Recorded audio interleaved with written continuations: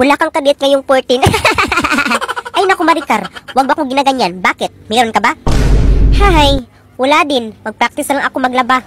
Can't live! Na without you! Can't live anymore! Aray, grabe yun ah. Tumamig ka Maricar, para kang karabaw. Alam mo Bakikong, kapag gutom ako, busog na ako kapag titigan kita. Huy Bakikong, tingnan mo si Bakikang, baliw na baliw sa'yo. Ikaw ha, pinakain mo ng talong si Bakikang? Ganito kasi yun, nag-date kasi kami, tapos walang ibang pagkain. Ayun, nilutuan ko siya ng talong. Ay, naalala ko pa, yung itlog na pinakain mo sa akin, bugok pala yun. Tapos, nagsuri ka pa dahil bugok lang na bili mo. Sana all, pinakain ng itlog na bugok. Tumamik muna kayo guys, narinig nyo ba yun? Ang ano? Has... Narinig nyo ba?